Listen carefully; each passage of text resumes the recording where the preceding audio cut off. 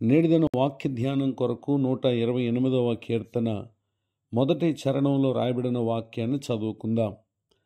యెహోవా యందు భయభక్తులు కలిగి ఆయన త్రోవల యందు నడుచు వారందరూ ధన్యులు. చదవబడిన ఈ వాక్య భాగంలోని దీవెన నా ప్రియులకు మీరందరూ పొందుదురుగాక. మన ప్రభువారు లోకంలో ఉన్న సకల జనులను ఆయన ధన్యులుగా చేసేటటువంటి దేవుడు.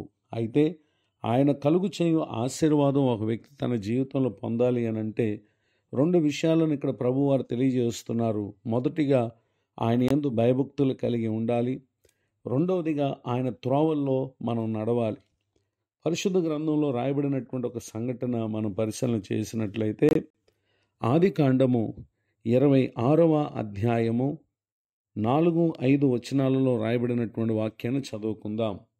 ఏలయనగా నీకును నీ సంతానమునకును ఈ దేశములని ఇచ్చి నీ తండ్రి అయిన అబ్రహాముతో నేను చేసిన ప్రమాణము నెరవేర్చి ఆకాశ నక్షత్రముల వలె నీ సంతానమును విస్తరింపజేసి ఈ దేశములన్నీ నీ సంతానమునకు ఇచ్చేదను. నీ సంతానం వలన సమస్త భూలోకములోని సమస్త జనులు ఆశీర్వదింపబడుదురు. ఏలయనగా అబ్రహాము నా మాట విని నేను విధించిన దాన్ని, నా ఆజ్ఞలను, నా కట్టడలను, నా నియమములను గైకొనెనని చెప్పాను. చదవబడినటువంటి ఈ వాక్య భాగంలో ప్రభువారు అబ్రహాము కుమారుడైన ఇస్సాకు గారితో ఇక్కడ మాట్లాడుతూ ఉన్నారు. నాడు అబ్రహాం గారు దేవుడు తనకు సెలవిచ్చినటువంటి తన మాటను విని ప్రభువారిని విధించిన ఆజ్ఞలను, కట్టడలను, ఆయన నియమములను గైకొనను అనేటటువంటి విషయాన్ని, లేక ఆ త్రోవల్లో ఆయన నడిచారు అనేటటువంటి విషయాన్ని ఇస్సాకు గారికి ఇక్కడ ప్రభువారు తెలియచేయటం మనం గమనించగలం. అబ్రహాం గారు ఆ విధంగా ప్రభు త్రోవల్లో నడుచుటను బట్టి ప్రభువారు అంటున్నారు, నీ సంతానం వలన సమస్త భూలోకములను సమస్త జనులు ఆశీర్వదింపబడుదురు అని నేను ప్రమాణం చేశాను. ఆ ప్రమాణాన్ని నెరవేరుస్తానని చెప్పి ఇక్కడ ప్రభువారు సెలవిచ్చుటను మనం గమనించగలం. అబ్రహాం గారు యెహోషువ గ్రంథం 24వ అధ్యాయము 2వ వచనంలో 3వ వచనంలో రాయబడినటువంటి వాక్య భాగాల్లో యూఫ్రటీస్ అనేటటువంటి నది అద్దరిని వారు నివసించి దేవుని త్రోవల్లో నడువని వారుగా ఉన్నారు. అయితే ప్రభువారు ఆయన త్రోవల్లో నడువని అబ్రహాం గారిని పిలిచినటువంటి విషయాన్ని మనం ఆదికాండం 12వ అధ్యాయము 1వ వచనం నుండి రాయబడినటువంటి వాక్య భాగాల్లో మనం చదవగలం. అయితే ప్రభువారు అబ్రహాం గారికి చెప్పిన రీతిగా 12వ అధ్యాయము 5వ వచనంలో రాయబడిన వాక్య భాగంలో కనాను దేశానికి వారు వెళ్ళుటను, అలానే 13వ అధ్యాయం 2వ వచనంలో అబ్రాము వెండి బంగారం పశువులు కలిగి బహు ధనవంతుడగుటను, ఇంకా దేవుడు తనకున్నటువంటి కొదువులను తీర్చి ఆశీర్వదించినటువంటి విషయాలను మనం చూడగలం. దేవుని ఆశీర్వాదమై ఉన్న ఇస్సాకు గారితో కూడా ప్రభువారు మాట్లాడుతూ ఉన్నారు. ఇస్సాకు ఆ సందర్భంలో అతడు ఫిలిస్తీన్ల దేశంలో నివాసం చేస్తూ అక్కడ వచ్చినటువంటి కరువును బట్టి ఐగుప్తులోనికి వెళ్ళాలనుకుంటున్నారు. ఆ సందర్భంలో ప్రభువారు తనతో మాట్లాడి తన పితరుడైనటువంటి లేక తన తండ్రి అయినటువంటి అబ్రహాం గారు ఏ విధంగా దేవుని మాట చొప్పున ఆయన త్రోవల్లో నడిచారో ఆ సంగతులను జ్ఞాపకం చేశారు.